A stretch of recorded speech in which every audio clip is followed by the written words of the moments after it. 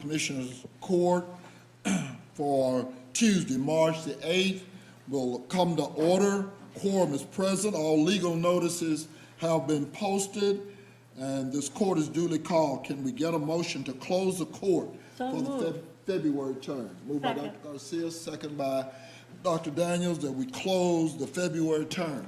Any unreadiness? All those in favor, let it be known by usual sign of voting. Aye. Those who oppose, same sign. Chairs in the affirmative. Can I get a motion to open the court for the March term? So moved. Second. Moved by Dr. Daniels, second by Dr. Garcia, that we open for the March term. Is there any unreadiness? Hearing none, all those in favor, let it be known by usual sign of voting. Aye. Aye. Those who oppose, same sign. Chairs in the affirmative. Bailiff, will you please open the court? All rise.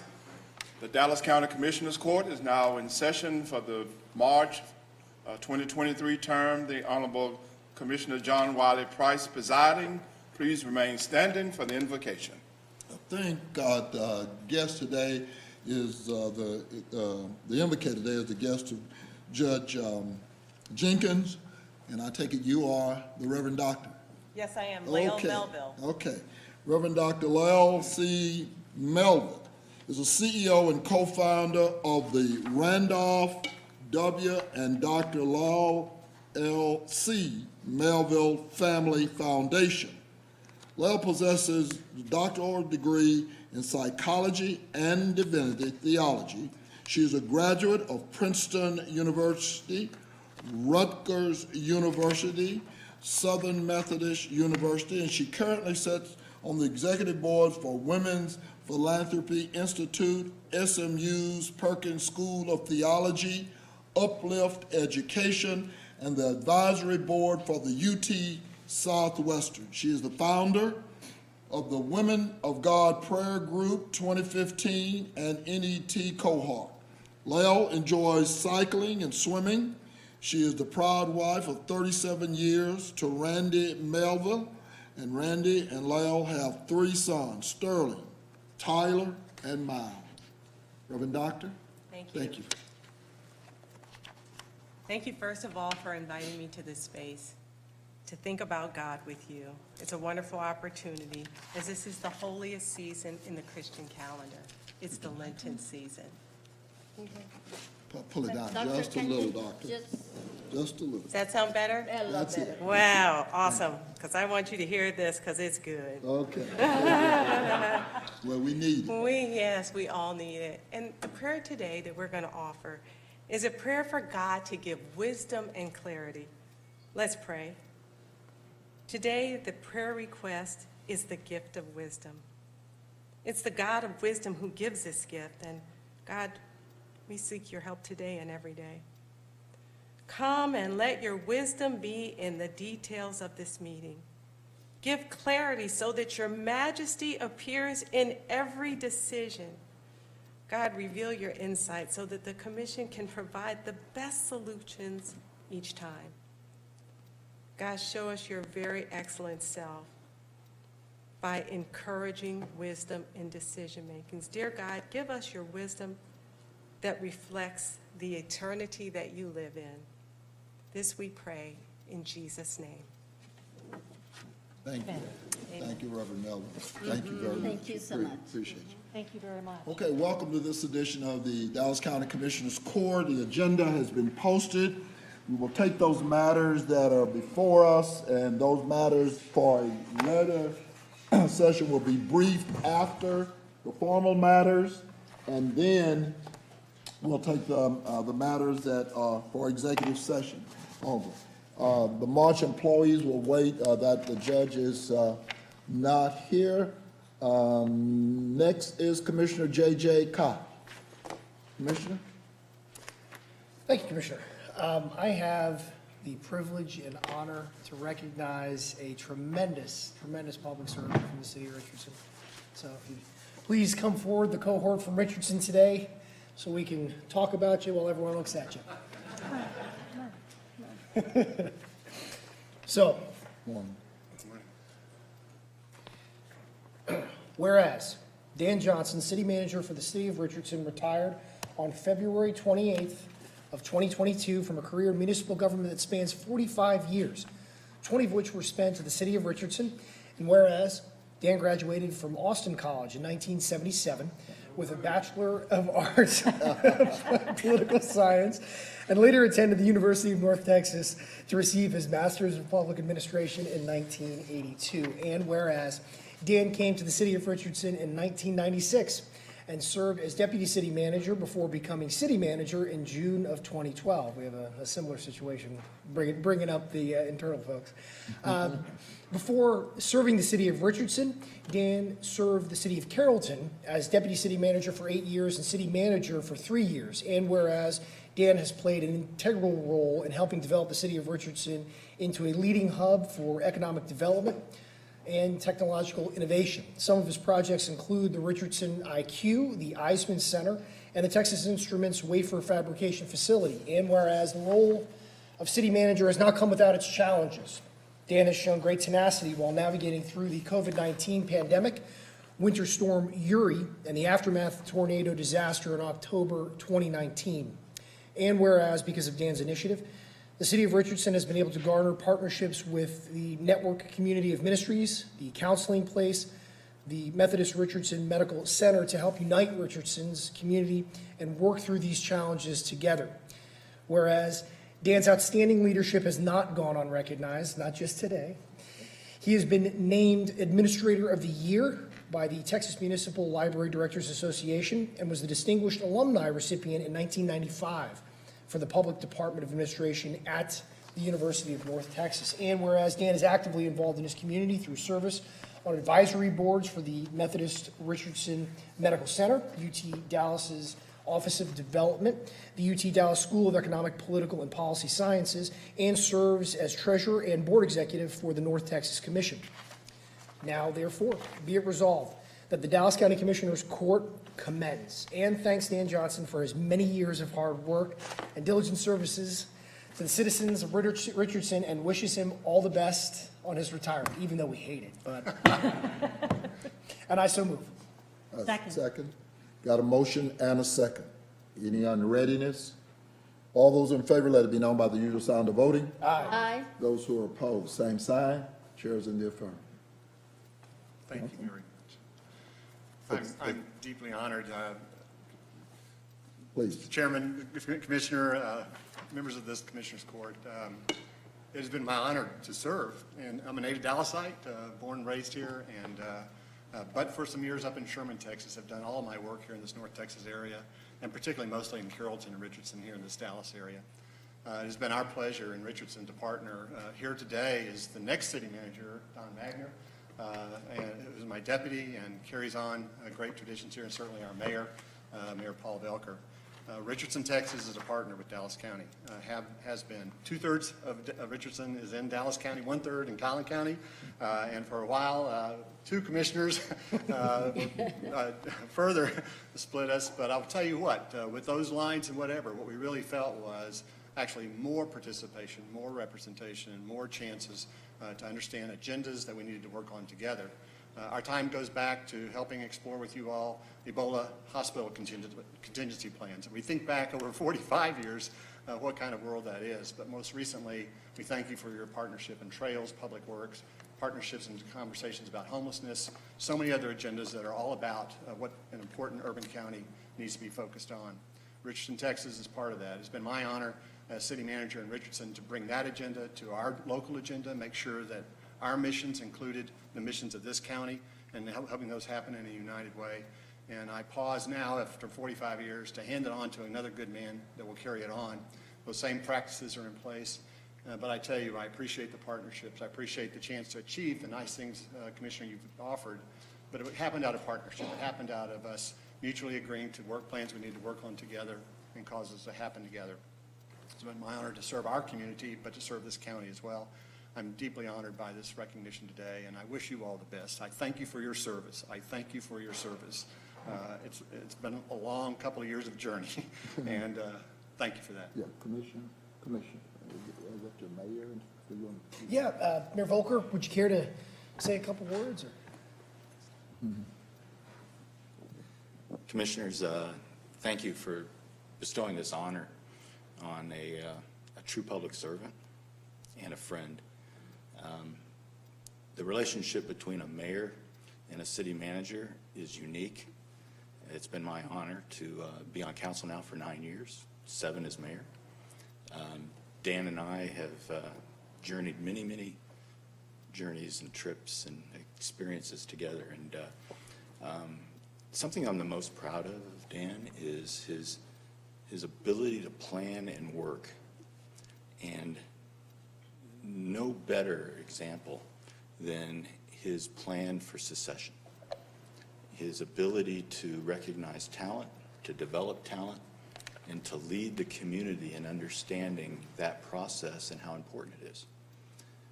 Many cities, oftentimes when major leadership change happens, there's a huge disruption.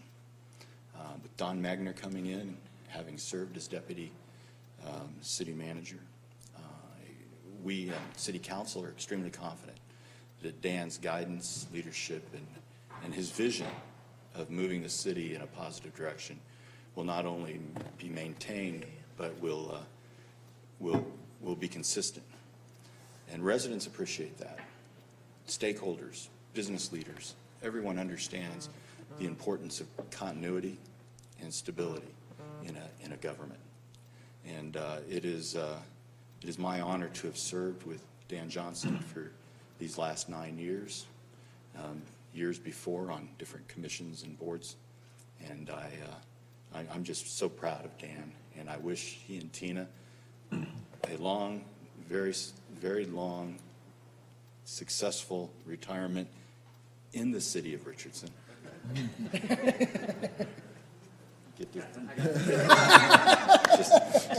Just to be clear, and I know that I speak for the entire city council, but more importantly, over 120,000 residents of Richardson in thanking Dan for his years of service. Thank you. Commissioner, if you will, Mr. Mayor, this is Women's History Month. The great Ellen Baker said that it's not enough to be a leader. So your real discernment in life will be marked by how you develop leadership. And that's what I just heard you say about Dan. And so I just want to say, to join the chorus in saying, congratulations. Always good to meet someone who's been in public service as long as I have. It doesn't make me look like an outlier. But he's retired. You can only wish. But anyway, I don't feel so much like a relic. So thank you. Thank you for service and I'm sure the lady who was on your right is your better three-quarters. Right. And I don't think people really understand the real sacrifice for real public service. And I can't imagine, a family and public service. It's got to be challenging. My dad always talked about, when I go to the gunfight, I can go alone. I don't worry about it. I don't really worry about my back. But if you got to worry about someone else, I know it's got to be difficult at times. And so I thank you for allowing him these 40, I think I heard 40-something years? 45. Yeah, that's getting right up close to that 50. But I understand. But anyway, thank you. Thank you very much for being here. Mr. Johnson, congratulations. I'm sure that, you have a lot of plans. And they say out there that a man's retirement is a full-time wife job. So, Ms. Johnson, the best to both of you. Thank you for your service. I know that managing an organization like the City of Richardson was not easy, and that you did a lot of sacrifices to do that. Mayor, thank you for being here, and we wish you the best. I just Thank wanted you to so say much. too that, I'm sorry.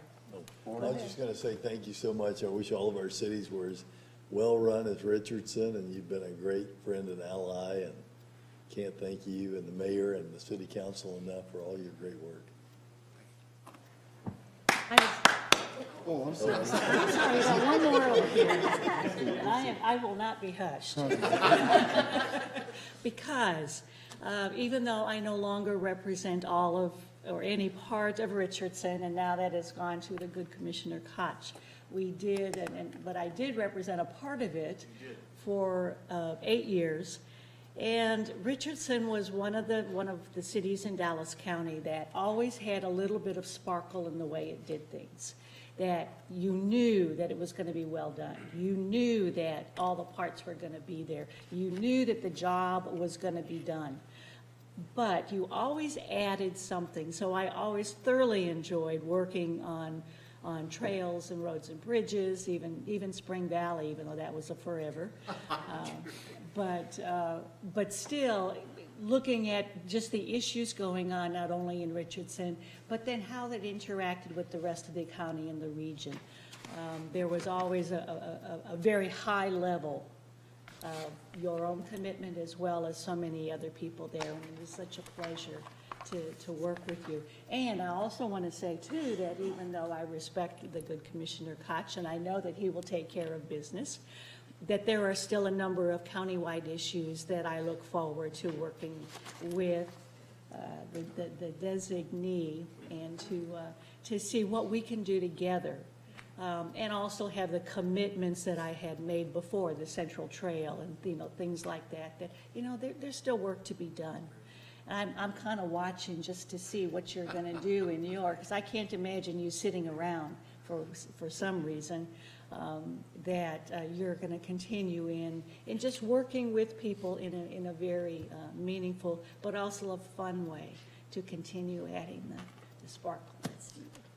So thank you so much, and thank you, supporters and team members, because it takes more than one of us to do anything, everything. But thank you so much. So last bit of effusive praise and embarrassment.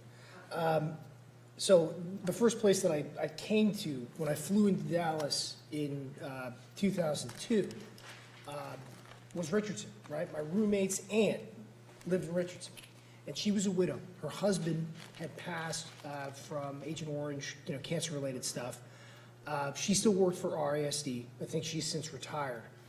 And, at that time, the towers had just collapsed, so all of us with economics degrees were either going to law school or doing something else. So I was, checking out SMU and probably going to go to law school.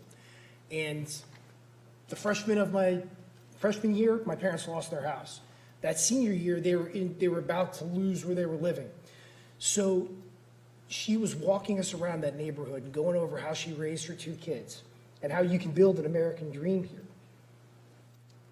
And I mean, that was it. That was the sales pitch. That, this is a place where you work hard, you can invest in your community will always, be growing and thriving. 25 years, that overlaps with that time.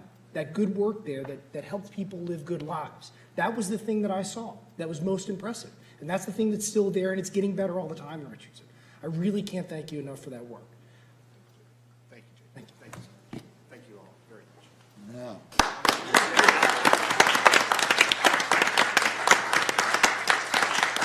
Mr. Johnson?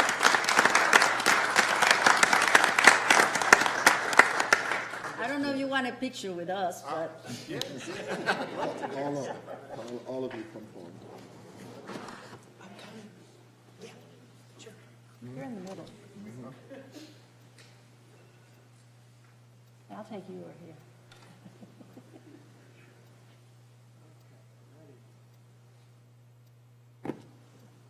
One, two, three, on this side. 1, 2,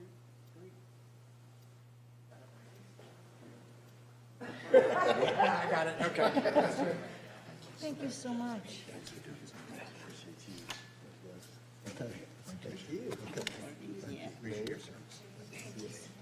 We're not done yet. my husband grew up in Richardson as well, so it's in his heart. Mayor, it's good to see you. Congratulations. I hope I see you around. We're going to see you around. I'm waiting to see what it's going to be. Employees of money, or we can keep going with Dr. So I'm gonna Okay, sure.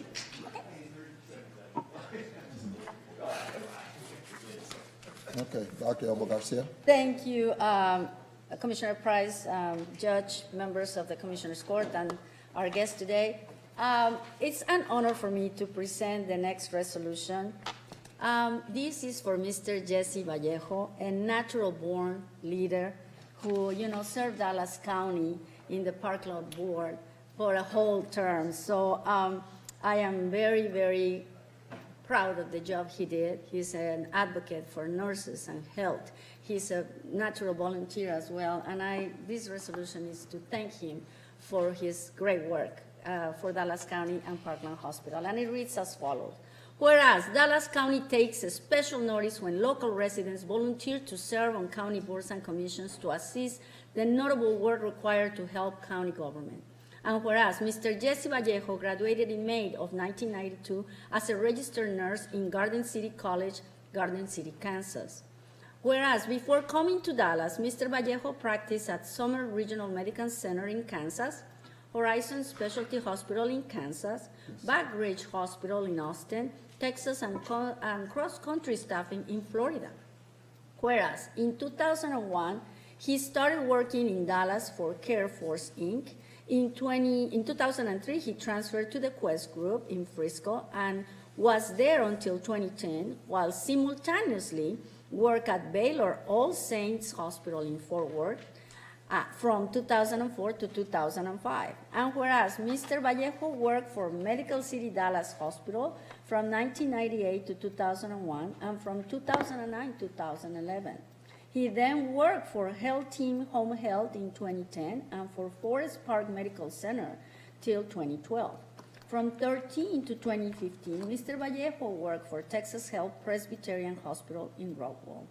And whereas currently Mr. Vallejo works for Children's Health System of Texas as clinical educator, peri-anesthesia, and system-wide clinical educator. There he also serves in the Policy and Compliance and Education Committees.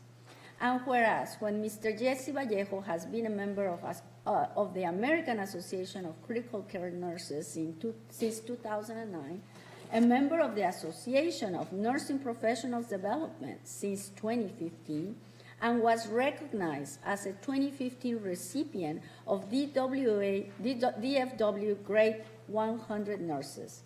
Also in 2015, he served as board appointee for the Dallas County Public Health Advisory Committee. Additionally, Mr. Vallejo volunteers with Jubilee Park and Community Center with community health projects, focusing on the elderly and pediatric health issues. He also volunteers with the SPCA of North Texas and PAWS in the city. And whereas today we recognize his dedication and commitment to the Parkland Board of Managers after many years of outstanding service. And whereas service to the Parkland Board of Managers was of great value to the residents of Dallas County, and we are certain that he will continue to serve them with special care in his heart. Now, therefore, be resolved that the Dallas County Commissioners Court recognizes and appreciates Mr. Jesse Vallejo for his dedicated service to the Parkland Board of Managers and wishes him continued success in his career, and I so move. Second. All those in favor, signify by saying aye. Aye. Motion carries unanimously. No, it doesn't. I abstain. And I'm abstaining primarily because, you're the same individual. This was the first time that this court had an opportunity to see probably a nurse become the chairman of the board. I don't feel like that we've improved our status. This is my opinion. When I read the Press-Ganey report, as all of my colleagues have, and so my abstention is in protest. I think we're weaker as a result of you not being on that board and nurses. Nurses run hospitals, not doctors. And with all of the credentials that you talk about, with all of the experience that you brought, that you did not have an opportunity to serve in what I consider to be a real leadership in that organization. I cannot just say, everything is peachy and we're moving down the road. I don't think we're as strong. You made a lot of progress with regards to that. Press Ganey, if Parkland didn't come up any other way, they came up in the nursing corps under your presence on that board. And I say your presence as opposed to someone who's chaired. It was you that dealt with the issues around nursing. It was you who had that insight and the courage to deal with it. And so, I wish you well. In the cycle, hopefully, we get an opportunity, or some of us get an opportunity to make sure that you ascend to the leadership that you have been so playfully robbed of. That's my position. Thank you, Commissioner Price, for your comments. Your leadership, Mr. Vallejo, is really appreciated. Yeah. Well, first of all, Judge, Commissioners, thank you. Thank you for the opportunity to allow me to serve in that role for 6 years. And not only to serve in that role, but as Commissioner Price has stated, the nurse in that role. My first meeting, the board meeting, I was quite overwhelmed because I remember during the interview process, before I was appointed as the joint appointee, Commissioner Daniel goes, "You need to show up. It's very important, it's vital that you show up." And through my years on the board, it's more than that. It's to show up and put in the work. I worked so many hours at Parkland, and it's amazing because I was like, this is like literally a second full-time job if you truly are in this for the right reason. My reason was passion. My reason was this was the first time that Parkland could truly have a nurse at beyond and at a board level voice that they've never had before, and I didn't take that lightly. I toured the hospital at night. I toured on the weekends. I met with the staff. And the leadership did not appreciate that initially because they were thinking that I was out to get them or do something or other, but I was actually sending a message to the staff saying, I'm a nurse, I am you, let me help you. I have the comfort level. I was one of the most pleasant things, there was an elderly nurse that came up to me during my rounds one time, and she says, "You were the most relatable executive I've ever encountered in my 40 years of nursing." So that I took that, she goes, "You can go and you can help this unit secretary put in orders, or if there's a code, you can roll up your sleeves and help with the code blue process." So she goes, "We get you, you're one of us, and we're so proud to have you represent us." And like Commissioner Price has said, nurses rule the hospital. We really do. Out of the 13,000 plus employees, around 7,000 to 8,000 are nursing staff, clinical staff. So I didn't take that lightly. So I knew I represented it quite a bit. But not only that, but I felt my role on the board as the nurse was very important because I served as an interpreter, for healthcare for those folks on the board that aren't in the healthcare industry. There would be some meetings, especially during our CIA days, that they would make comments or they would make presentations, and I know that some of the non-healthcare industry folks would look at me like, is this something we should worry about? So I knew that I was taking that lead in that. So I was very fortunate, to start on the board during a very tumultuous time in Parkland's history. A few years ago, CMS came in and dangled their keys and said, "We're going to shut you down if you don't improve." So we were in a corporate integrity agreement for 5 years, and I try to tell people what that is. It's basically the federal government coming in and babysitting us and making sure that we're doing what we're supposed to be doing for 5 years. And I came in at year 3, so 3, 4, and 5, I served on the board. And it was very, very, very difficult to try to bring the spirits of the staff up. Because imagine the federal government looking over your shoulder every single day that you walk in for 12 hours when you're just trying to do the best you can for that patient, but at the same time having that pressure, someone standing behind you. So that's one of the things that I really pressured, our the executive leadership. We have to do more for staff. Because that was one of the things that a few people were taken aback whenever they asked me, what's the most important part of healthcare? What's the most important part of nursing or running a hospital? And people, you typically say, it's patient care. And I don't say that. I say it's taking care of the staff, it's taking care of the employees. You put them, you make them a priority, that will naturally in turn then deliver good health care and results. So I've always been an advocate for the employees. During my tenure, the campus looks completely different as well. You know, I had the privilege of joining the board literally the day after they moved into New Parkland, so I didn't have to worry about all the logistics and the move from Old Parkland. But Ron Anderson Clinic, the Moody Breast Center, and, you know, talking about stewards of the budget, you know, we bought an old church that was on that land, and instead of, you know, leveling it and building up a new building, we actually rehabbed it. Now it's a state-of-the-art building for administrative support. So that's just, so the campus is just a beautiful campus. And then there's a JFK fountain and going in, you know, as we speak. So I always tell people, I said, it's almost like a park-like setting in a county hospital.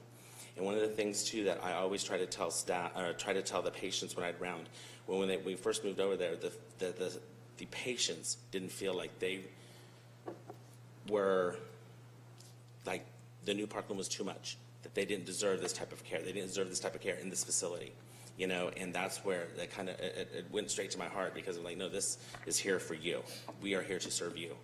So very, very privileged. But as while on the board, I served as the previous vice chairman of the board.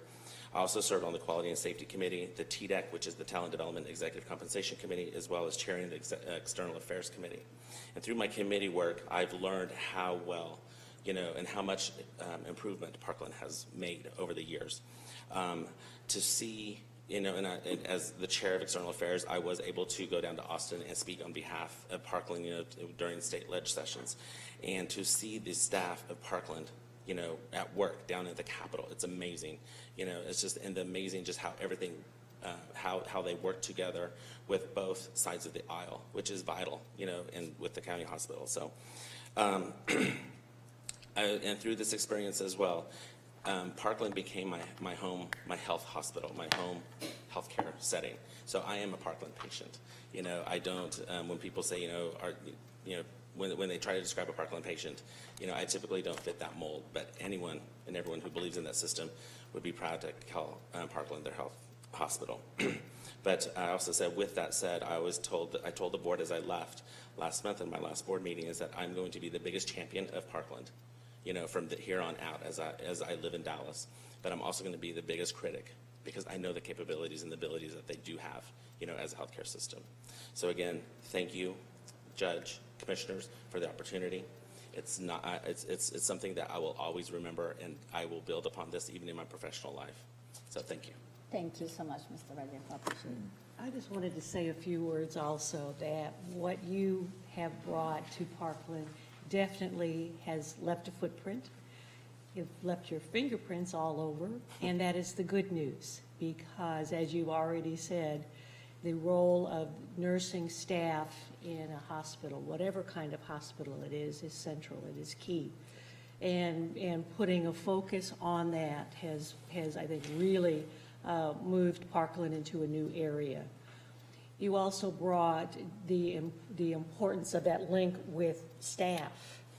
And as you've said, if you have a good, solid staff that you support and encourage, that you are going to be providing the health care that is needed by the patients. And so those are so many of the things that you have brought. And so very deeply felt.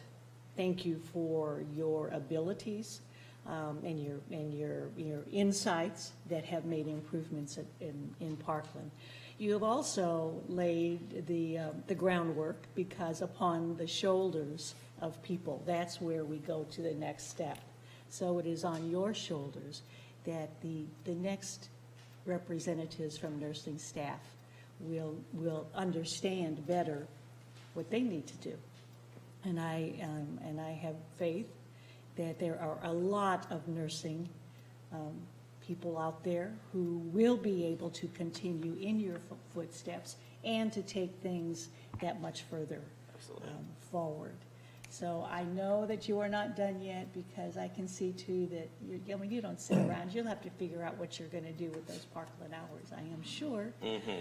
As a Parkland patient, I know you're not done there. But then also what you have to give to the larger community is gonna be very, very much appreciated. And I look forward to working together in other endeavors. So good luck, enjoy it, and so much appreciation for what you have done. Thank you. Yeah, and I want to thank you as well. I too am a Parkland patient. You know, I appreciate all Parkland patients that are in positions where they could go somewhere else, because I think if it's not good enough for us, it's not good enough for anybody. I really appreciate your service. It was a tough time, this SIA, and coming out of it. But Parkland is in such a stronger position now, and you know, you see even in the midst of the pandemic, when the people were extremely tired, they were very proud to be Parklanders. Well, of course, you've heard from me. I don't share that, and I think you've left some big shoes to fill, and a big part of that is courage. And it doesn't matter how credentialed you are. If you don't have any courage, nothing else really matters. And you had the courage. So, anyway. If you want to come and have a picture with us.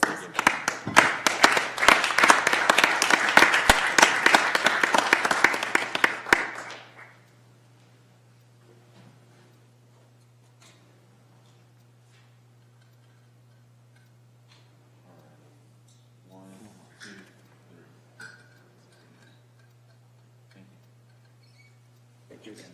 Thank you. Thank you very much. Thank you, thank you. We'll see you soon.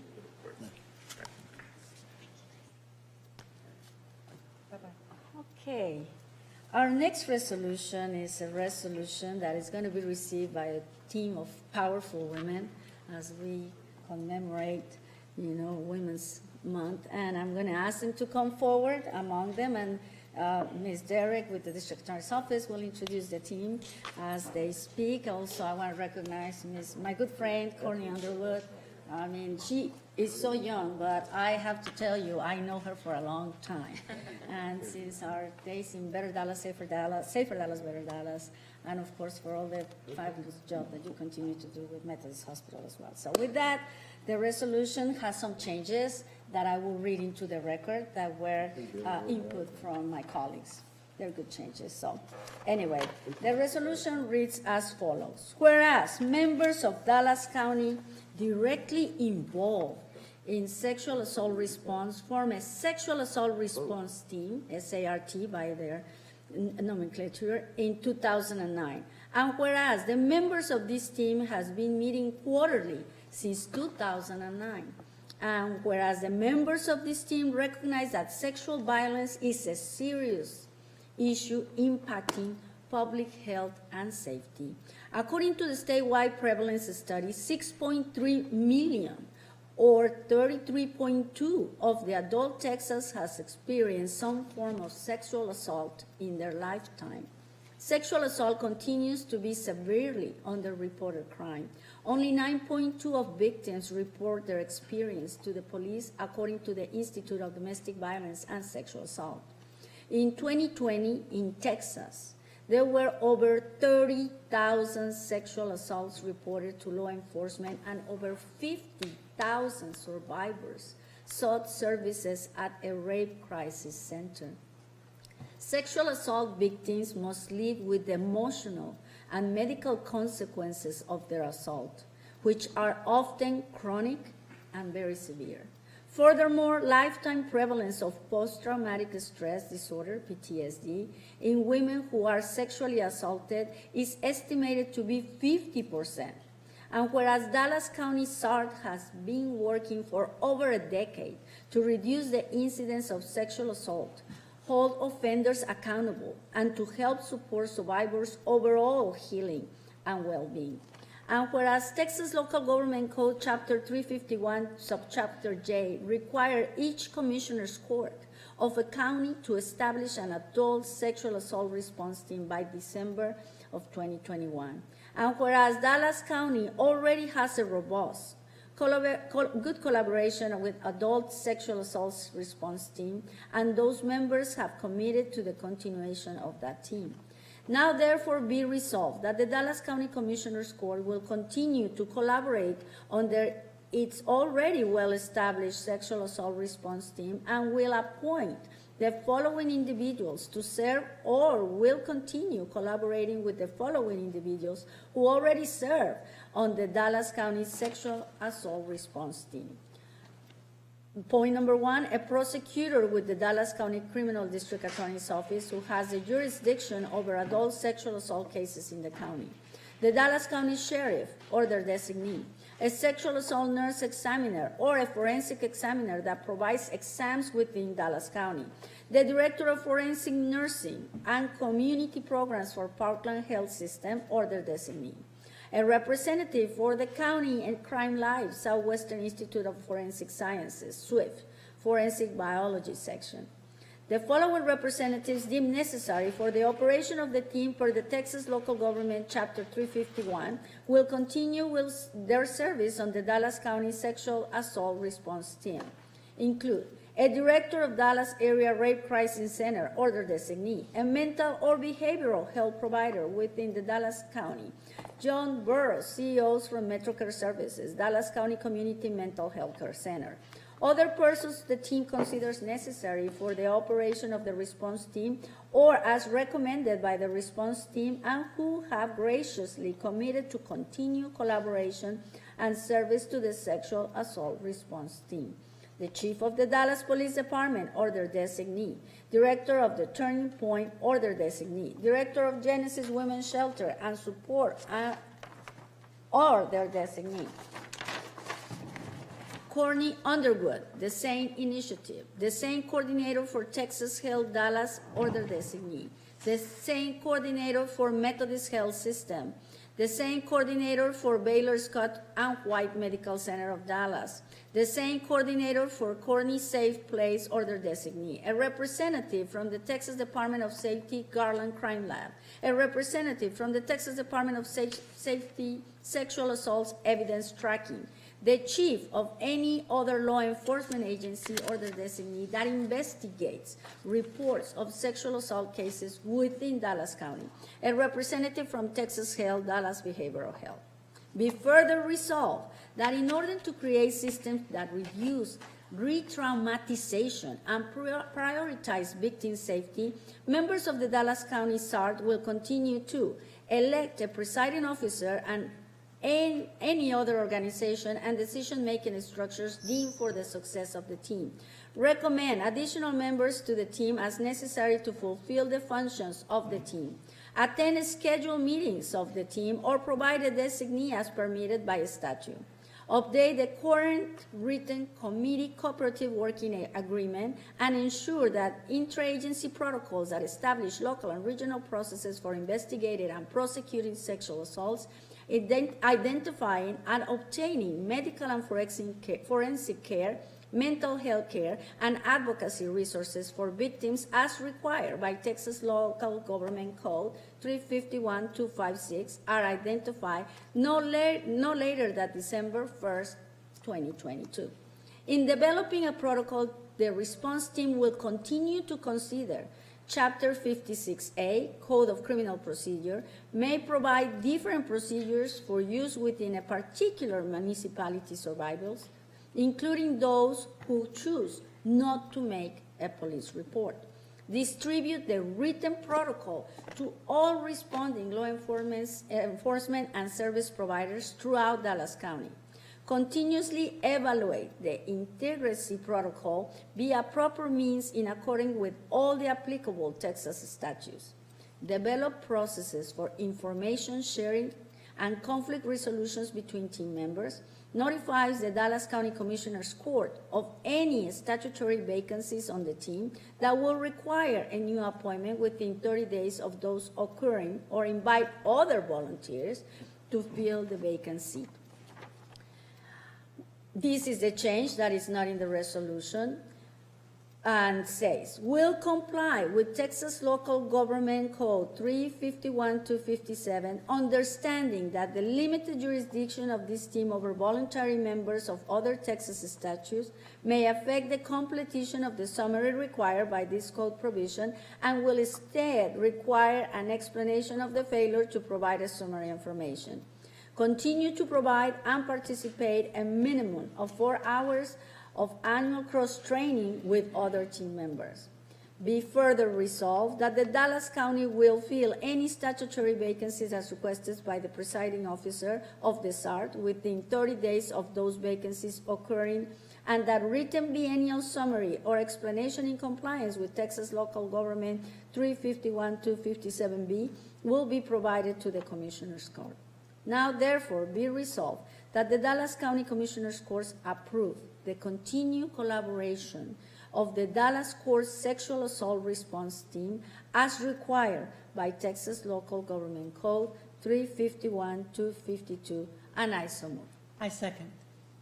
All those in favor signify by saying aye. Aye.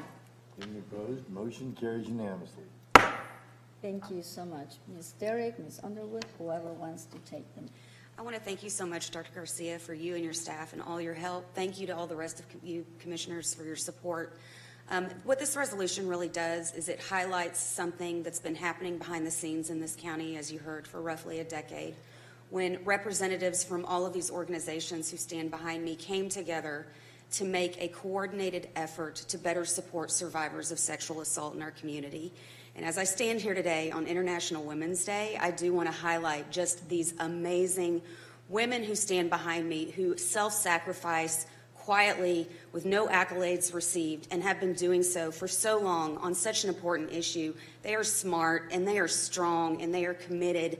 And the work that has been happening in this county for so long and only that continues to improve. I am so proud to be a part of this team, to stand here with these women today. I call them my teammates and my partners and my friends, and I can tell you and assure you that survivors of sexual assault in our county are not only well supported, but they are in the best of hands with the highest level of care and compassion, thanks to the hard work and dedication of these women who stand here with me today. And so I want to thank you. I don't know if you want to sing. Well, thank you. Thank you. Thank you. So, Amy Jones, the CEO of the Dallas Area Rape Crisis Center. Thank you so much, Amy, for those kind words.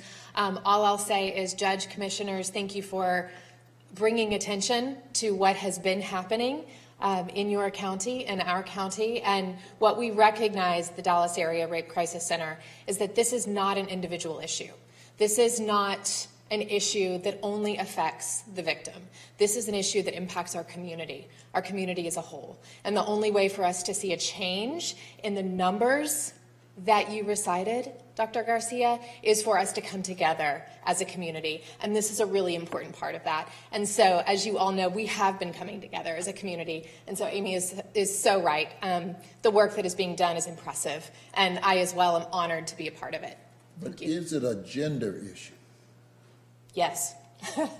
I will say that. Absolutely. There are survivors across all genders and all identities. Well, but we cannot ignore. Well, you know, and maybe, you know, I get caught up in the billboards going south. All of a sudden, there's a billboard that has appeared in the last month or so about Bob's house. And it's basically, it has a male on the billboard. And of course, I just took it from Bob's. I haven't done any investigation. But each time there's appearance, I think most of us think in terms of a woman's issue. Certainly. As opposed to beyond that. Certainly. Yes, there is. We say this all the time. Sexual violence knows no boundaries. It absolutely affects everyone of every gender, of every race, every ethnicity, every size, shape, everything that you can imagine. I also, and this certainly comes from my piece as an advocate around this issue for many, many years, have to recognize that we do still confront the reality that this is mostly a gender-based crime.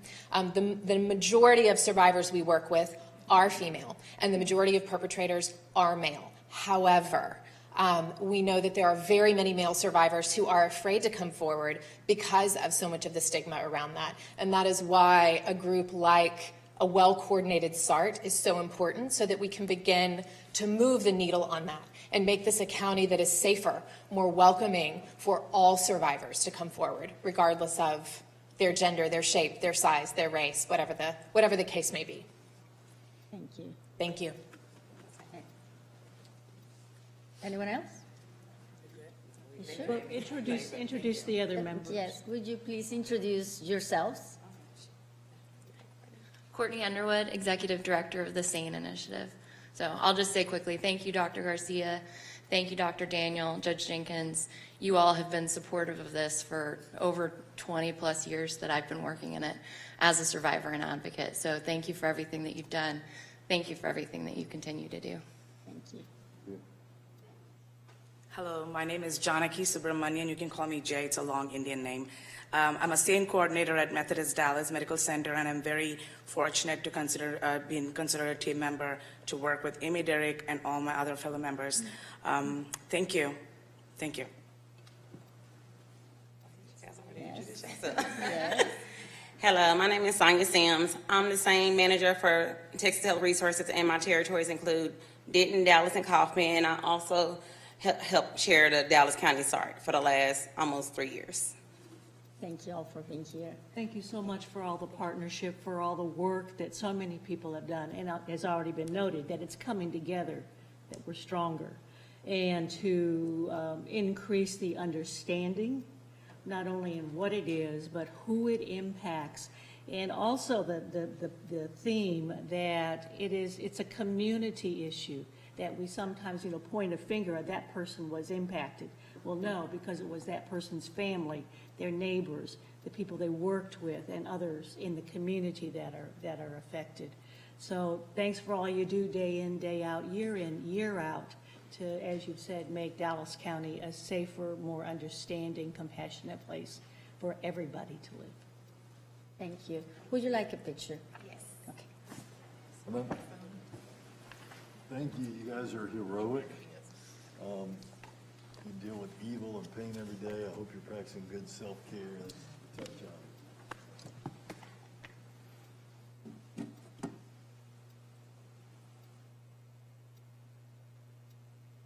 Thank you, Mr. Cook.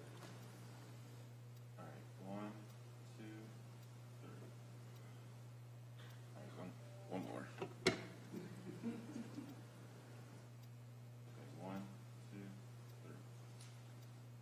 Thank you. Thank you. Appreciate it. Thank you so much for coming. Good to see you. And if you need any of those vacancies, let me know.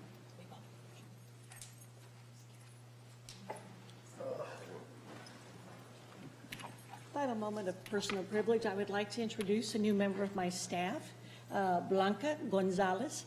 Sorry I had to rob you, Dr. Huang, for her to move over from HHS to be on my staff, but she comes well-versed in what Dallas County does. And so I'm real proud to include her. And she's getting her chance to see what we do to help HHS. So thank you very much for joining us. Welcome, Ms. Gonzalez. We have some common friends out there, so I had the feeling I was going to see you soon. Good to see you. Welcome. Well, and I've got our last resolution for the day, and that's our March Employees of the Month. And I don't believe with COVID and everything, we've got the employees in the room, but if there is anybody, come on forward. And the resolution reads as follows. Whereas for the last 10 years, Dallas County has recognized outstanding employees through our employee recognition program. Each month, select employees are formally recognized by the Commissioners Court at a designated session where their names are written in the record of Dallas County. Whereas this annual program allows elected officials and department directors to publicly salute employees who rise to the challenge of public service and represent the first-class public sector organization we strive to be. And whereas the employees recognized today have chosen have been chosen for their hard work and dedication to meeting the demands of their individual positions and the overall strategic plan set each year by the Commissioners Court. And whereas for those who interact with Dallas County rather, our employees represent who we are as a public entity. The efforts by the employees listed below ensure that the public sees Dallas County at its best. These recognized employees perform above expectation and ensure that Dallas County continues to be a regional leader and the destination of choice for residents and businesses. The Dallas County Employee Recognition Program sets each of them apart as a model employee worthy of this honor. Now therefore be it resolved that the Dallas County Commissioners Court does hereby salute these employees for being selected as Employee of the Month. Juliana Almanza, Pretrial Services. Mary Murray, Public Works. Matthew Randall, Sheriff. Carolina Santiago, Sheriff. James Terry, Sheriff. Linda Jett, Tax Office. And we offer best wishes for continued success at Dallas County, and I so move. Second. All those in favor signify by saying aye. Aye. Any opposed? Motion carries unanimously. I believe that takes us through all of our resolutions, and so we have presentations, and the first presentation is from Dr. Wong. And Dr. Wong, I sent you a time-sensitive email about some booster record. I don't know if you saw that. Did any get that booster record? I just need a PDF of my booster record. Oh, the file? Or say that again? Booster, shot booster. Apparently I need a PDF. Oh, right, I know, I think they're trying to get that. Somebody send me that, please. Doctor, can you get the microphone closer to you? Yes. For whatever reason today. Everybody's not projecting. Might not Is project. that better, right there? Yeah, oh, that's Okay. great. All right. Yeah, you're not going to project. All right. Well, since we last met, we have moved down to orange transmission level. That's with the local guidance. Also, the numbers I'll present, show continued very good improvement, and we hope that continues. Here's the available ICU beds. You can see even on that indicator, slight increase over the last couple weeks. In terms of emergency department visits in the prior 24 hours, again, dramatic drop from our peak with Omicron, starting to level off now. But again, very much improvement certainly since January. For admissions to the hospitals in the prior 24 hours, again, dramatic drop since mid-January, starting to slow down in terms of that decline and level off, as well as confirmed inpatients, and that's getting to even pre-Omicron levels, which is what we were anticipating and hoping we would see, and so that is what we have continued to see that direction. And then deaths, again, we had slight peak in mid-January, trailing indicator, but hopefully that will continue on the decline also. From our website, if you look at the average number of daily counts in the 7-day rolling average, we're down to about 115. So again, very much improved since you can see at that peak where in January, we got to over 6,000 if you recall. So this is a dramatic improvement. In terms of our vaccinations, you can see for Dallas County about 73.4% of the population 5 and older has received at least one dose. That's currently still the eligible population. About 3.8 million doses administered just in Dallas County. And unfortunately, the number of doses per week has dropped also, and that's an indicator we don't want to go down, but now I think it's estimated first doses down to about 2,500 per week for all of Dallas County. This shows, again, about 1.8 million vaccinated with at least one dose, and then about 1.5 million fully vaccinated. we've certainly dealt with Omicron, and Omicron very rapidly took over as the dominant variant. That pink variant is the BA2 variant. You can see it's increased slightly, but it is not taking over and dominating that, and we don't think it's going to do that, although, still learning more about it. It does seem to be much more easily spread, like the original Omicron variant. What did you call it? The BA2? Yeah. Is that the same as the stealth? Or is it Yeah, that's the stealth. Okay. Okay. So, but you don't know that much, or we don't know that much about it yet? Well, we're still, it seems that it is definitely more easily transmitted in terms of more severe illness or response to the vaccine. Still learning more about it. It does seem like if with boosted persons are well protected from that, but it does not seem to be overtaking the predominance of all the strains like the original Omicron variant did. But we're certainly continuing to monitor that. One thing that happened since our last meeting on February 25th, the CDC modified the metrics, and instead of, like we've all been looking at community transmission, they moved to more looking at burden.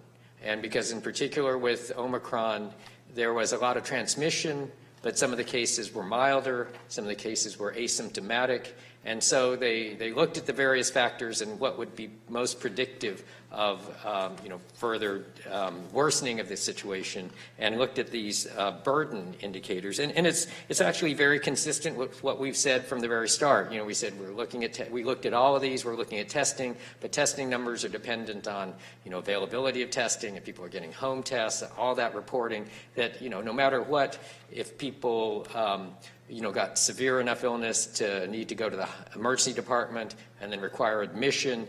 So that's some of the indicators, also reflecting the capacity of our healthcare system to, take care of all the burden that we're seeing. So they have made, on the February 25th, sort of modified some of the metrics consistent with that to look at more burden, but still taking into consideration some of the transmission. They have a green low with limited impact on the healthcare system, a medium with some impact on healthcare system, and then the high with high potential for healthcare system strain. Some of the details, I'm not going to go through all that, but it's in the handout. But they do break it down into those. Again, initially looking at some of the transmission. If there's fewer than 200 per 100,000 people in the past 7 days, then some metrics for that. And then if it's 200 or more, then metrics to guide whether it's low, medium, or high. And the level is actually determined by the higher of the indicators, but it's looking at new COVID-19 admissions per 100,000 population, and then percent of staffed inpatient beds that are occupied by COVID-19 patients. Dr. Warren, from the Public Health Advisory Committee perspective, are you going to ask this court to make an assessment as to how the healthcare system in this community was able to maintain? Where does it need the kind of undergirding, fortifying? And what I'm saying is, and I keep hearing this across the country, it was primarily about healthcare systems, but is anybody going to make an assessment, as to, first of all, as to how well we did, number one, but number two, beyond that, what do we need to do? Well, where are our weaknesses? It's one thing to have traversed, through this maze, and as you said, we've been hanging on by a thread.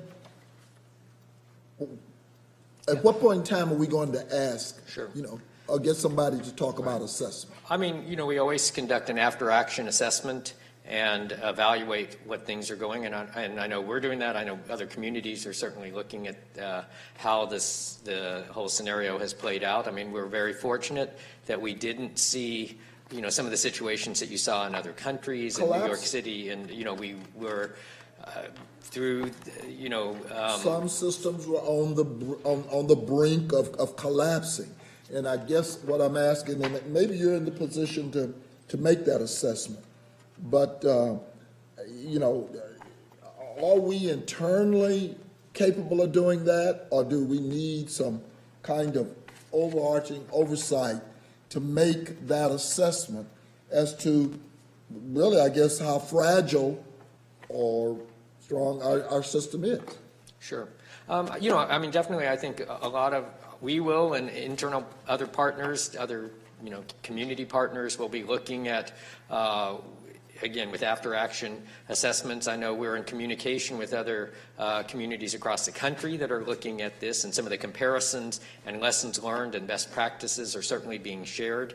And, you know, as we're planning forward, we are trying to look at how do we build that resilience, that preparedness for the future? I mean, that's part of what, you know, we're doing, and putting a lot of trying to build our data systems, trying to build testing capacity, or how we can stand up these things if we need to rapidly, like we have in the past. And certainly have learned a lot. We built a lot of other new partnerships through this that weren't always at the table, but then have really, you know, come to the table and helped us get through this all together. So absolutely, we will be continuing to look at that. I know all our partners will. We'll be comparing to best practices and lessons learned. So that's, you know, always. Well, I guess I'm asking, I know my colleagues want it, but I'd like to see a plan forward with regards to, you know, either after action. You know, I don't probably get the greatest comfort level that the people inside can make that assessment, but, you know, I'll defer. But I'd still want to see, you know, who is basically putting that documentation and that process. So, because I'm sure it's going to require this court, you know, to make some assessments. You keep talking about the data piece, I get that. I heard that all through COVID. But I kept hearing just the data piece. Now, as a result of getting the data piece and communicating, where do we go? Where do we really go from here? You know, where do we really go? Because I'm going to tell you, in my opinion, while, you know, you were focused and you dealt with COVID, I think a lot of the other healthcare components lag. I think that some of them did not get the kind of attention that they should. Everybody was in the stratosphere with COVID, and if it was anything else, you know, and which is again all, you know, interactive. So. I would say, you know, certainly it was an opportunity for us we were heading in this direction already, and it allowed us to build more of our community outreach team. You know, there are resources now specifically for COVID, but that we're trying to use to build for the future. Some of that is our, again, building our outreach capacity, more of our public health workforce capacity, of some of those other things. And we have a disparities grant from CDC to work on these areas that I think we are certainly have more staff and more capacity than we did before COVID. Well, and last thing I'll say, CHNA, I looked at it, I looked at those CHWs, and and I'm still not convinced that we are as fortified in those areas, because you're basically talking about poor communities for the most part. I mean, you know, not that, you know, there's that much resilience on the other side, but poor communities. And that's where the dispatch is going to come. We talk about kiosks as though broadband is readily available. We know it's not. Telehealth, it's not available. And I still don't, I mean, I hear people conversing, but I just don't see I don't see a real action plan other than, I just don't see it. Sure. And I will say we are working on the next updated CHNA very closely with Parkland as we speak, and also the implementation plan. But it exactly as you said, it's addressing those poor areas that underserved and trying to address those disparities, and also try to think of it upstream, what things we can do for more of the upstream, longer term solutions. And I want to add something. I haven't been adding things for a while, but things to keep in mind as we go out there in this lull time.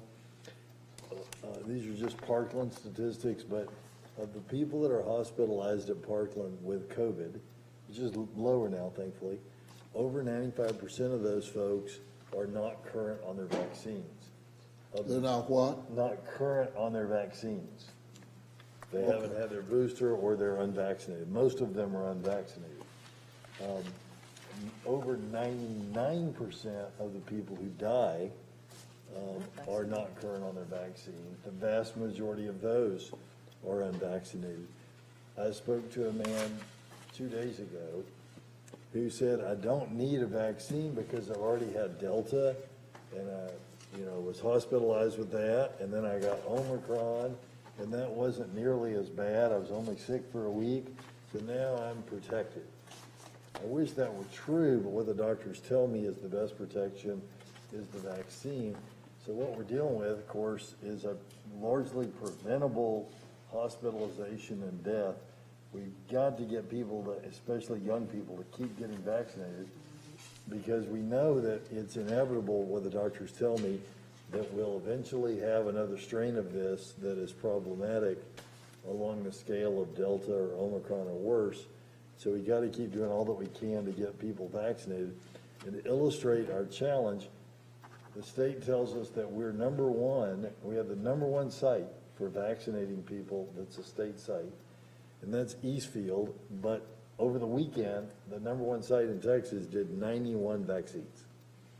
So, good news, bad news. We're number one, but we'll never get there at this rate. We've got to keep working to get our employees vaccinated, their families vaccinated, and our residents vaccinated. Yeah. Understanding the decline, but then still, is it recommended along the lines, what's the question that the judge is leading up to? That it is still recommended that people get vaccinated, and that, the last that I've been hearing was that even if you've received your booster after shots 1 and 2, that there is the possibility that there will be like an annual booster. What are some of the thoughts? And so going forward, what do we do? Yeah, absolutely. The point about still, we've got a lot of people who aren't vaccinated, and the importance of the vaccine, we are still seeing that. The booster is very important in providing protection against Omicron and now the BA2 variant. So, yeah, people should not just think, our numbers are getting better, you don't have to get vaccinated anymore. And I can show you some of it's consistent with the CDC guidance that getting the vaccine is one of the key strategies also to continuing to keep the numbers down and to prevent further variants from arising. So, we still have a lot of work to do on vaccinations. And so, this is the community level indicators from CDC, they've been updating it every week now. And so we started out, the first week they put it out, we were in the yellow, and now we are down to green in this indicator, which is good. But the guidance, again, at the low level in the green, still focusing on promoting up-to-date vaccinations as a frontline strategy to protect from severe disease and to continue to protect against development of further variants. So again, a lot of people still need to get the boosters. The boosters are really important, in particular for protection against Omicron and the BA2. And we'll see in terms of further recommendations, for additional boosters, because we are finding that there is the waning protection even after the boosters, and so that more information to come on that. So then the thought that Judge Jenkins was also saying too, that those people who have already had COVID and survived are in a better place than those who either are not vaccinated or had never had COVID, right? There is certainly some protection from a prior infection, but that's not as reliable. You don't know mild infection, severity of infection. I mean, the vaccinations are the best protection, reliable protection that we have. So. Okay, thank you. Again, these are the recommendations that go along with those color-coded guidance. But as CDC knows, regardless of your COVID-19 community level, you should still mask if you have symptoms of COVID, positive COVID-19 test, or exposure to someone with COVID-19, or if you're at high-risk group, if you are immunocompromised. Also, the guidance on masking still recommends or requires in healthcare settings, in long-term care facilities, and in congregate settings like homeless shelters and other correctional facilities, things like that. So that is still in the guidance for that recommendation for masking in those particular settings. Yeah, yesterday I was at C.C. Young, which is one of the larger facilities for people over the age of 65. And when COVID hit, they clamped down immediately. And as I was told yesterday, there has been one death there, and it was of a staff person as opposed to a resident. But it definitely makes you stop and think about where are we going, and how do we stay safe ourselves for our family and the community at large. So it's still, I don't know, I think I'd like to say we're smarter than we were 2 years ago, in that we now are better able to make some of those decisions and have a stronger foundation for judgment. But I look forward to additional research, because you've already said we're looking at a different aspect of the impact of COVID on our communities. Right. I mean, that's where more information even coming about longer-term effects from COVID infection, the long COVID symptoms, things like that. So it's not something to take lightly. Just to, again, you don't want to have COVID-19 parties to get people exposed, things like that.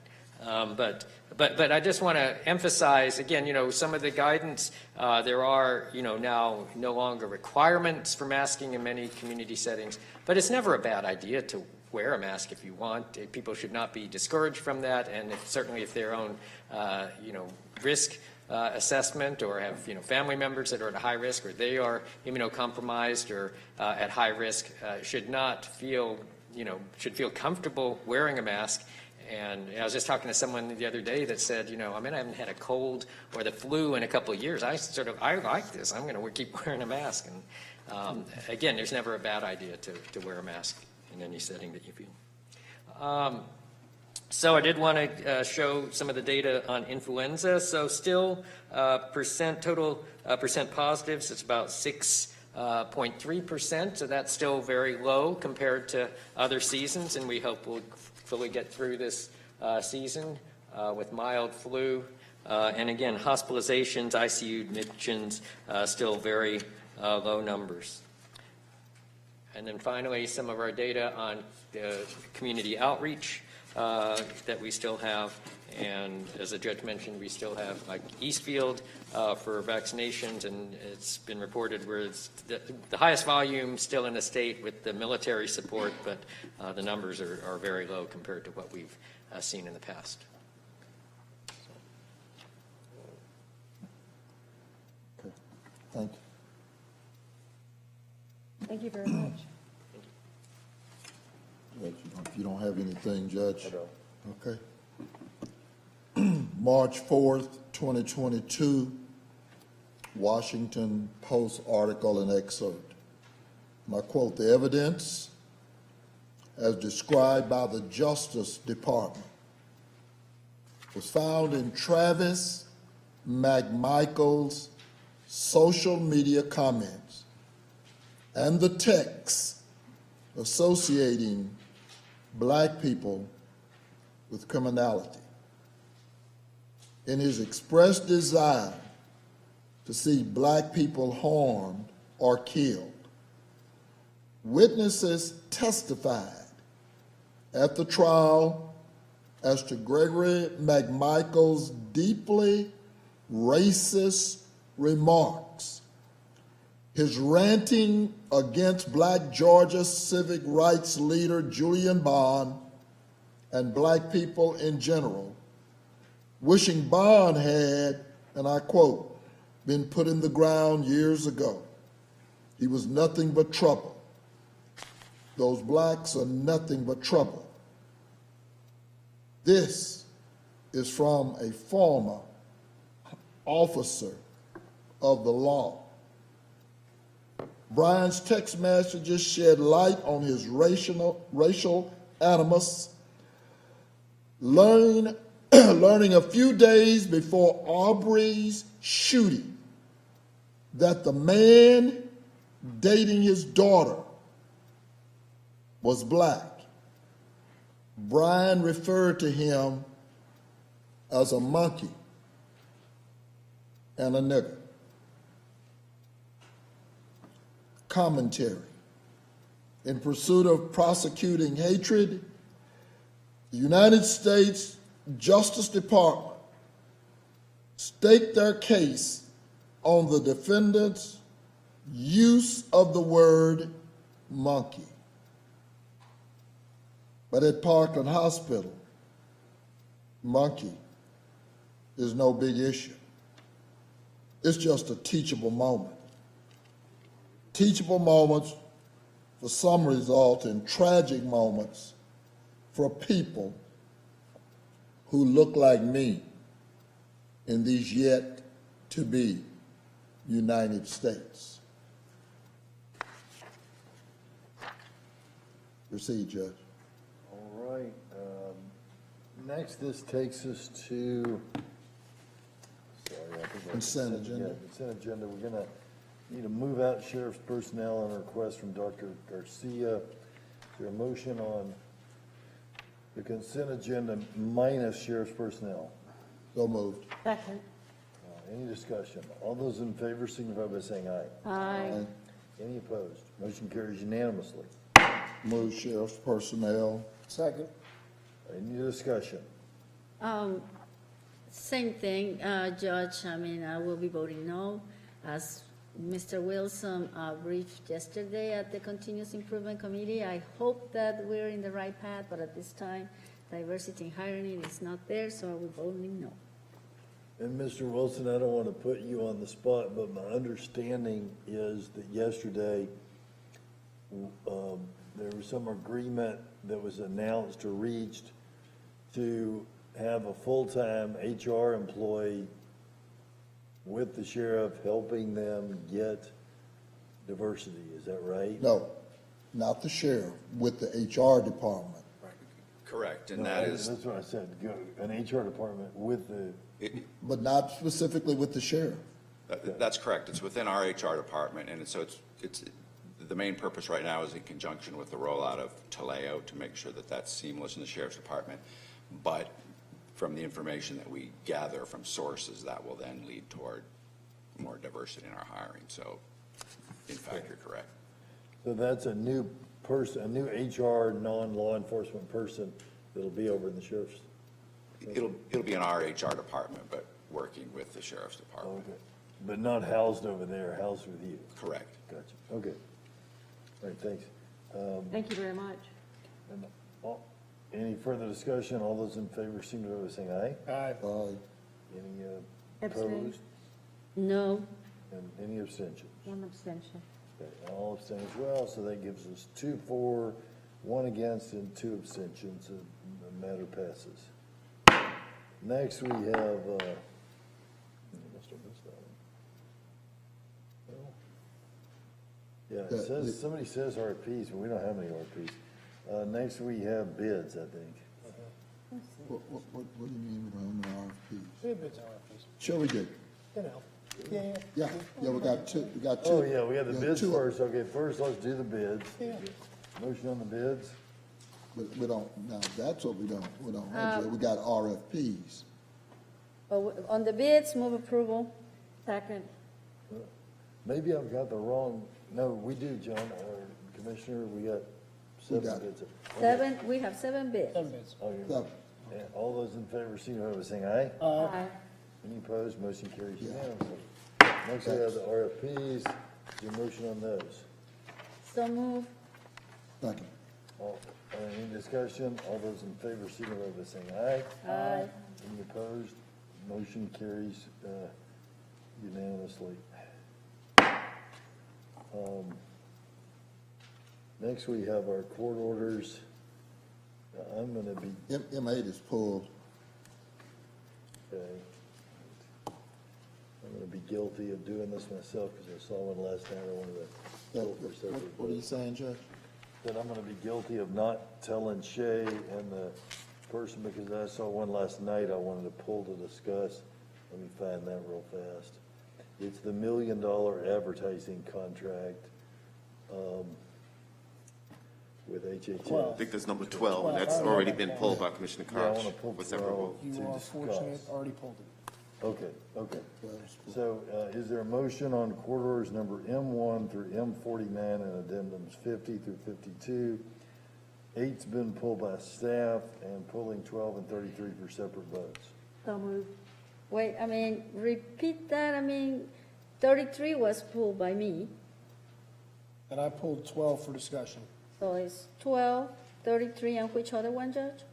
8 was the other one. 8 for by 2 staff, weeks by right? Commissioner Price. Yeah, I pulled it. Oh, Commissioner Price pulled 8, Commissioner Koch 12, I pulled 33. Let's just make sure we're clear on that, but 8 was pulled for 2 weeks by Commissioner Price?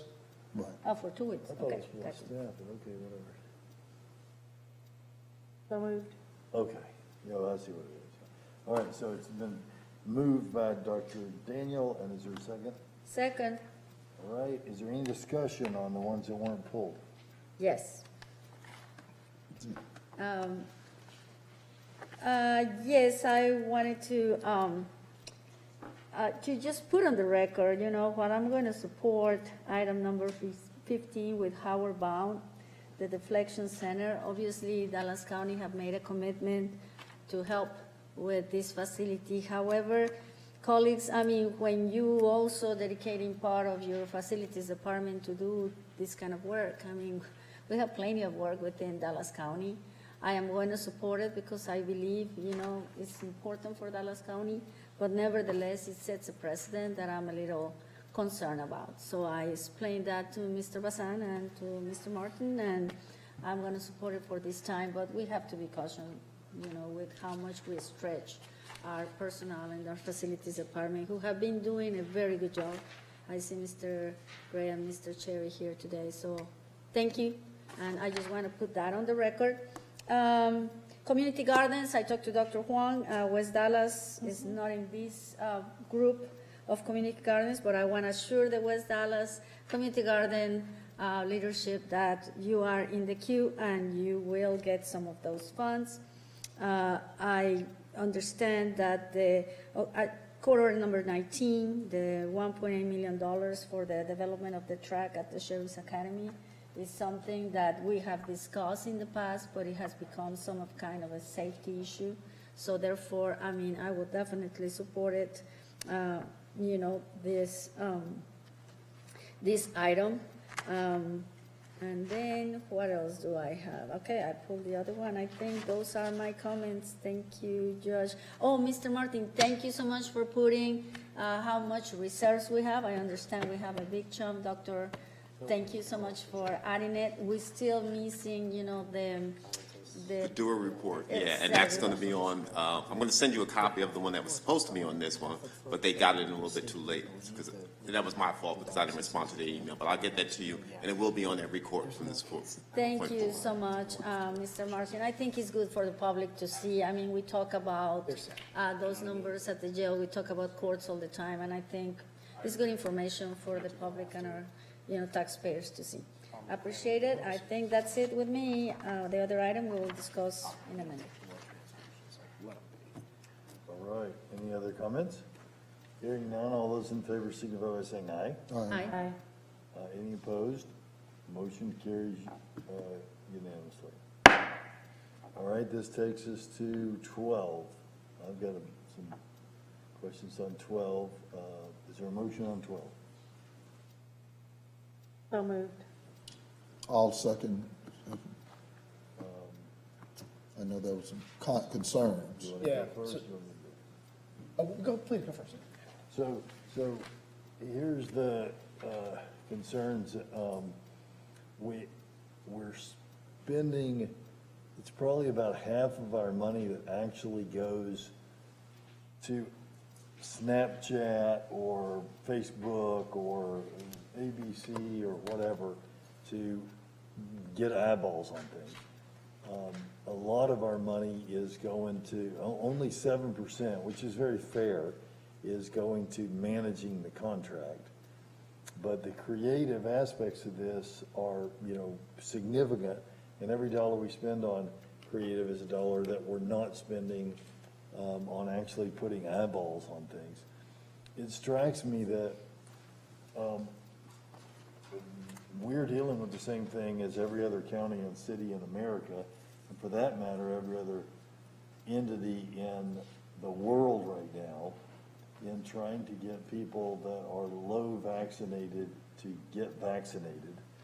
So I'm just wondering, could we move that up so that more, get some creative from other sources, collaborate with other places, and spend more of our money on eyeballs? I asked that would not be bidding on this work, but I asked the person that does my digital advertising to look at it, and on the one hand, they said, hey, you gotta keep in mind they're doing 5 languages, they're doing all these things, that's difficult, but it's still high, and, to get 10% more of the money on eyeballs, that would be, preferable if we possibly could. So I'm wondering if we could talk to them about ways that they could spend more of this money on people actually seeing things as opposed to coming up with their take on vaccines, which is going to be the same take as Houston and Phoenix and Chicago and everybody else's take. Judge, hear your concerns. I can ask the question and see if they'd be willing to do that. I will tell you that the quote we got is in line with the rate card that we approved when we put together the contract or executed the contract. The reason that there's new creative is HHS wants to refresh the message that we're sending, and frankly, it costs money to do that. I can talk to ABI about reusing some of the creative we already have. I do know that they are adding additional languages into this go-around, which is another piece of why it's costing so much. There are really a couple of new messages that they're trying to put in there. One, which is catering to getting the boosters specifically. Another one, which is trying to really penetrate that low vaccinated community that we're just really having a hard time getting the vaccine into. And so I'm happy to talk to them about it, but it's not generally a practice of ours to direct the professional in this case on how to do what we're asking them to do.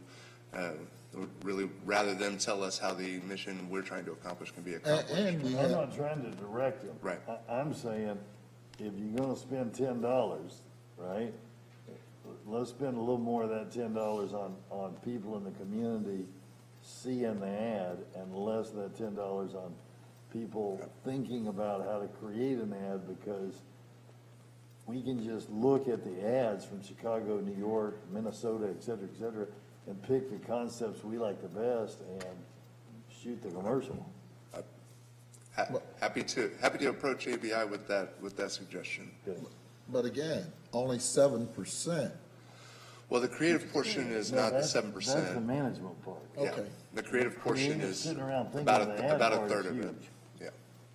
What's the percentage? It's about a third of you take the creative plus the management, you're looking at about a third of the total spend. Right. And then the rest of it you is take the fees deploying. that the advertisers that you're selling it to are charging only about, according to the break, I had somebody look at it that's in advertising, only about 50 cents of every dollar that we're gonna put on this contract is actually going to equate to eyeballs seeing something, okay? Because when you, after they're finished doing their third to come up with the ads and the 7% to do the management fee, then they go to Snapchat, ABC, whatever, those folks get a rake, they get a cut, right? Mm-hmm. So I'm wondering, is it possible that we collaborate with some other cities and counties and get it to where instead of being 50 cents of every dollar goes to eyeballs,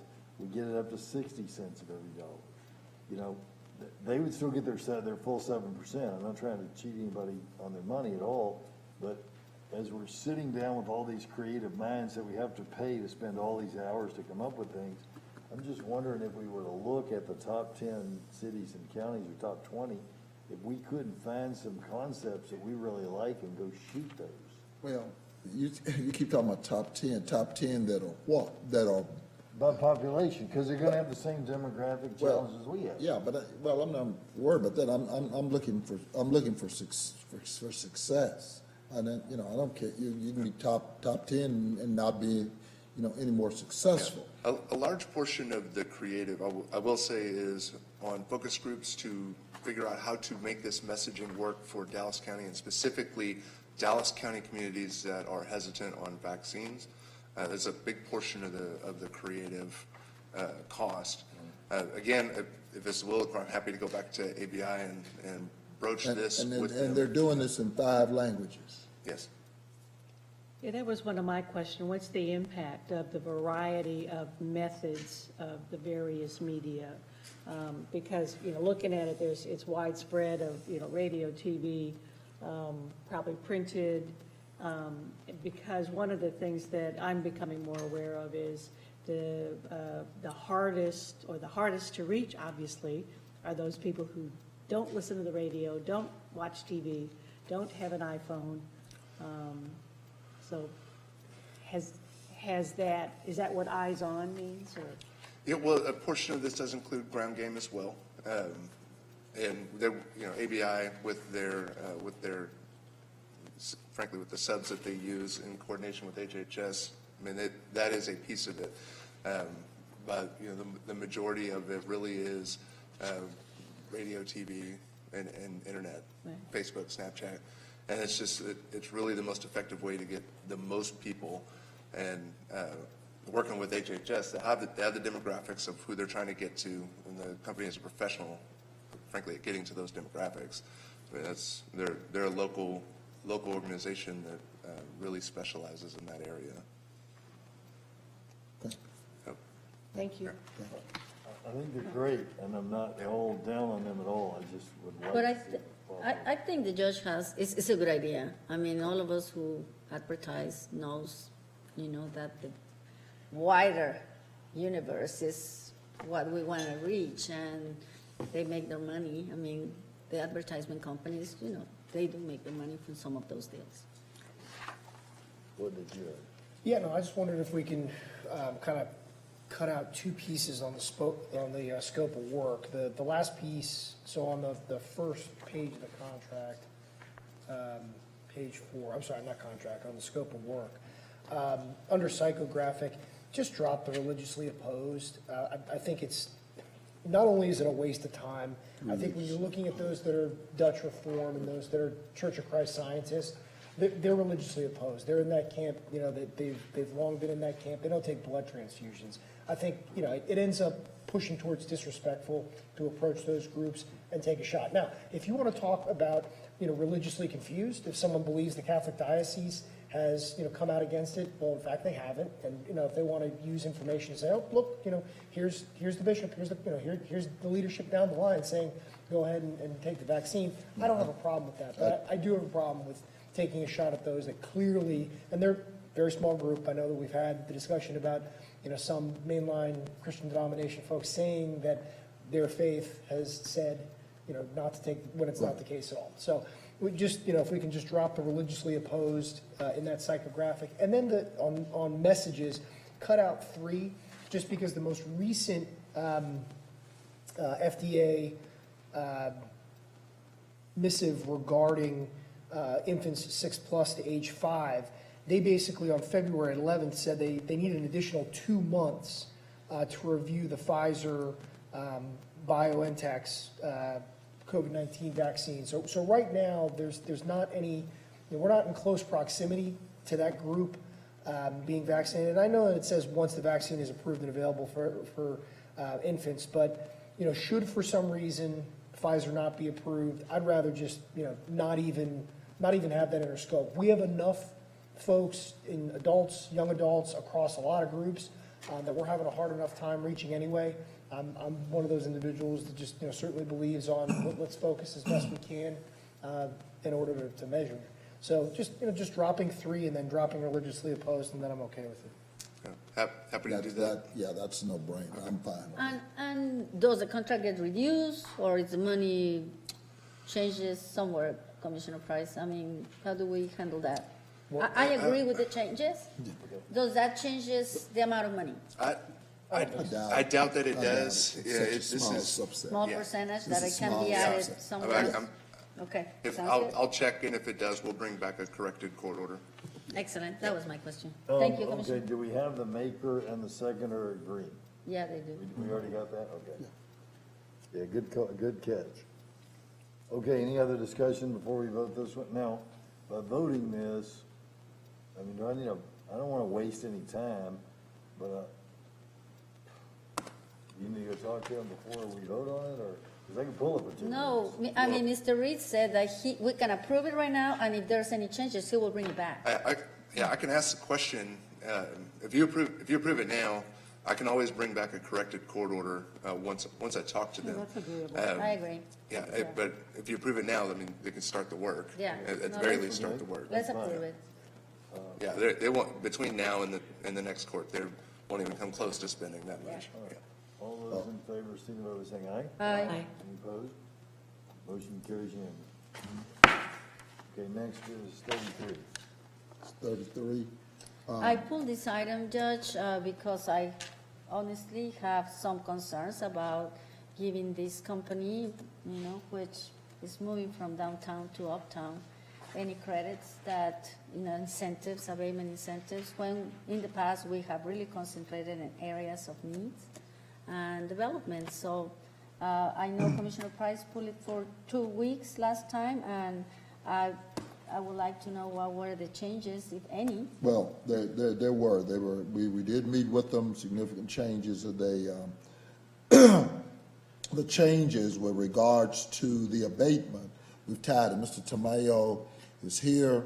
Mr. Tamayo, you want to come forward? He was also in the meeting, and they were very specific about their internship with regards to ethnic minorities, and they were very specific beyond just internships.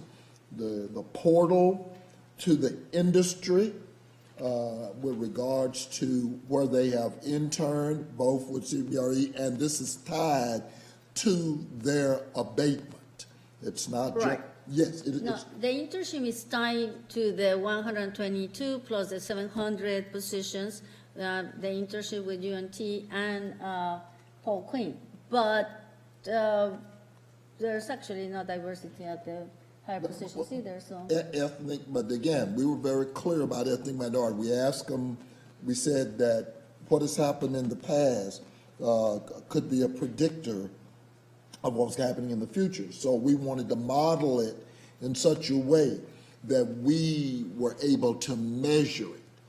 And they were very, very specific with regards to the program. We didn't allow them to say we will have a quote internship program. We were very specific. And Mr. Tamayo, is there anything else you want to add? Good morning, Judge. Good morning, Commissioners. Thank you I'm happy to present this tax abatement request Pull that mic just a little bit and project a I little don't know bit. if that, Thank you. that. for CBRE consolidation in, of their offices and the construction of a new office building. This request is for a 50% tax abatement, and it does include and is contingent on having an internship program. And if in any year there are not 20 interns or the new employment or level of increase in the county taxes are not met, the tax abatement is forfeit. We do have a representative from CBRE available for questions directly. That would be Mr. John Lenio. But this is a standard offer made from Dallas County to this kind of development. Is that true? Yes, ma'am. That is correct. Yeah, and I just want to get some clarification. I know that they have a lot of their operations here in Dallas, but I understood that this is moving the Los Angeles headquarters to Dallas. That's what this building represents. It doesn't represent within the city move. Is that, That's moving from Los Angeles to here. Right. That great big CBRE building that you see on the shots of Los Angeles when you're watching a show, that moving here. I don't watch TV, so, but I'll take your word for it. Yeah, it's a big, big building, building. moving into a very wealthy area of Dallas, yeah, that's Yeah. well. Well, Trulux, right? Yes. Yeah, no, it's not in the southern sector, on a particular area of need, it's going into uptown with a 50% tax abatement, yes. It's all right, it's all right. Thank you, Mr. Tamayo. We all get the picture. Thank you, Commissioners. Thank you, Mr. Tamayo. All right, any unreadiness? Hearing none. All those in favor signify by saying aye. Aye. Any opposed? No. So that carries 4-1. Thanks, everyone, and we work on that. I think that takes us to the end, right? We do have some public speakers. Let's do that real fast. Judge, a point of order. I mean, I totally forgot to mention this while we were in the items in the agenda. As the chair of the Criminal Justice Advisory Board, I am very happy, and I want to thank, my colleagues in the IT committee, Commissioner Daniels and Commissioner KOCH, for putting, finally having the Tyler Odyssey case, JP, in the agenda. I know this has come. You all have been working with the JPs in Dallas County for a long time. I am sure that, I was in a meeting yesterday with some of the JPs, and this came as a question: when are we going to have the case management? And it's in today's agenda. I know it's just the beginning, but nevertheless, I'm very happy to see this moving forward. Thank you so much. Actually, this is near the end. This is just an assessment of the current project. They're supposed to go live this October, so. Yeah, no, I know, Mr. Martin, but for now 4 years, Commissioner Daniels, we have Many years. many years. Yep. We've been asked every Right. month at the Criminal Right. Justice Advisory Board, where is it and where is it? Just to see it on the agenda is a big step forward. Thank you. Great. JPs are one of the areas where every market anomaly happened. The company that went bankrupt, the company that was foreclosed on, the company that just stopped working, the company, just everything happened to this particular, and it's with, deep apologies to the JPs for this happening. If we ruled the world, it'd be different. But every Murphy's Law that could happen, happened on this particular avenue. And so, I'm glad to see that the assessment is what this is all about, of what's been done so far with courts, to see how then that can be amplified for JPs. But just to say, IT is showing whatever they can do to help their support. The JPs have always been very supportive and with great patience. And I stress the part that they need to continue to work together to be sure that this time we have a winner. Right. Thank you, Commissioner. I appreciate it. I don't know how much more we can talk about this, but, that does bring a really excellent point that, man, there's just sometimes market failures and weird things that governments do. JPs are very different in, different jurisdictions outside of Texas and so forth.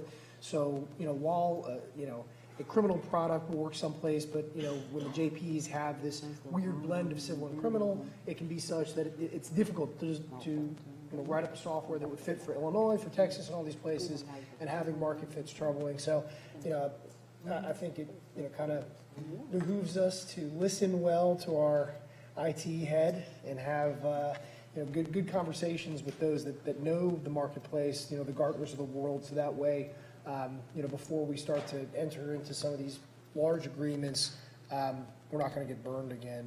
But inevitably, right, someone's going to show us something that just looks great, but they can't deliver, and, that may happen, but, it's tough. Anyway. Well, and I'm going to tell staff again to place, back on the docket this whole issue with the courts, and it's not just the JP courts. I know, now that most of this primary stuff is over, I'm going to keep saying it. When you look at that, and I generated an email on yesterday about this dadgum backlog court. I got problems that in Tarrant County, got problems that in Collin County. Lawyers practice in all three of these counties. They don't have that kind of backlog. The pandemic did not, do a Passover. No blood was over the Tarrant County door, and the pandemic passed over. That's for you biblical stuff. But anyway, it didn't pass over. There are not 10,000 cases in arrearage. Damn it, the judges are not working. And I don't care what platform, pandemic, call it what you want. 10,000 cases, we've appropriated $3 million. That's the reason yesterday I asked, what is the process? What is the process? It's not in other counties, and these are not counties that are in South Texas or West Texas. These are buttressing counties, same lawyers, cycling, and they don't have a problem in those counties. Or we got the problem in Dallas County. To be fair, right, there may be a little bit of an effect that, some like Collin County, for example, I don't know, last legislative session wasn't the case, but two back, they got 2 new district courts, right? Okay. So those district courts were not, planned as a catch-up, but rather to get a little bit ahead. Now, having said that, though, they were working a lot more steadily than our courts were. Absolutely, right? So just to be fair regarding the magnitude of the effect of kind of not working, because I can imagine what we'd hear from the judges, if assembled, when we hear the great complaining. But they have 2 extra courts that they got, and it's Tarrant County did. Does not, yeah. Tarrant County did not. And No, fair enough, yeah. My DA's getting just a little bit nervous because we're veering off. Oh, right. So, but I will put this on the agenda, Commissioner, for the next meeting to discuss. Great conversation. Yeah, I'm sorry. Put it on the agenda. Okay. Okay, we know how I that thought that was the same as JP's. I was talking about courts. Yeah, that's where we started. That's what, Yeah, we talk about the case management, but it's just a little, I have it on the agenda for the next meeting for sure. All right. Let's move on. We have All right, our first speaker is Dolores Phillips. No. Oh, I'm sorry. Bailiff, please read the rules of the quorum for our public speakers. All Commissioner Court attendees are hereby advised that this meeting is conducted in accordance with the provisions of the Dallas County Code, Section 74-71. Visitors and registered speakers are to preserve order and decorum at all times. Personal, profane, or slanderous remarks are not appropriate and will not be allowed at any time during this public meeting. Any and all applause is to be kept brief in observance of time constraints. Disruptive visitors and or registered speakers may be removed and are subject to the penalties provided in the State of Texas Penal Code, Sections 38.13, 42.01, and 42.05. Registered individual speakers are limited to a maximum of 3 minutes, and the maximum discussion on any one topic is limited to 30 minutes. Thank you. All right, our first speaker is Dolores Phillips. Okay, can you hear me, Honorable Jenkins? I can hear you, yes, ma'am. Okay, this is Dolores Phillips, P.O. Box 530236, Grand Prairie, Texas 75053. You Well, did tell Ms. me on Phillips, last month's hearing. Ms. Phillips, Yes. you need to be visible at this point. Are you able to show your screen? No, it won't work. It non-coincidentally won't work. Well, according to the Open Meetings Act, you have to show yourself or you have to be present. Well, if it's a mistake on our part and that it won't work, we'll let her Let her go. speak. Yeah, this is the. No. I'm not sure. It's not all, it's on our part, but No, yes, it is on your part, I'll defer to because, and I say this in respect. You're sabotaging emails, you're sabotaging the links to Zoom, to WebEx, and it doesn't even, it never fails, even with the city council. It always seemingly is my laptop, but it's not. It is Dallas County the way, okay, Honorable Jenkins, can I please speak? Yeah, I'm gonna rule that this is not a part of our meeting other than our public speakers. And we're not transacting business and she's waited for 3 hours, so we'll let the public speaker. Well, wait, Judge. Can we override that piece, Judge Roden? Well, it's my understanding, since the governor's order expired and we have to comply with all the open meetings requirements, that while you can have people participate remotely, it is through the use of audio and visual, not just audio, which would make it telephonic. And there are different rules for a telephonic hearing and participation versus what we're doing here. You can have them participate, but it does state that it should be through audio and visual in the Open Meetings Act. Is there any way we can help her get her video on? Yes, Well, it's- I mean, I don't, that obviously is a I know technology you're not issue. the person that can help with that, but is there any way that we could help? Aaron said the video is not set up. Yeah, Aaron said. Honorable Jenkins, that's so not true. This is what I believe, because this is important for you as a judge, for you as a businessman, for you conducting business outside the court, and anybody else that's listening. Once you give control of your computer, it's not in my control. That means outside of Mr. Martin and whomever else is operating IT, it can be bigger than them, and it's proven to be that in the past as it is now, that once I give permission and I open up the link for WebEx or ZoomX, outside sources can control and manipulate the controls to make it seem like I don't know what I'm doing.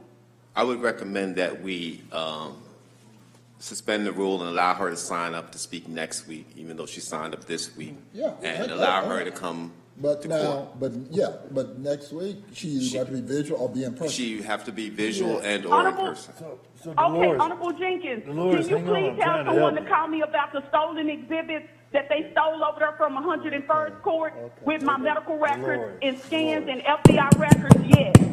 Dolores, so Yes, sir. a couple of ways we can do this.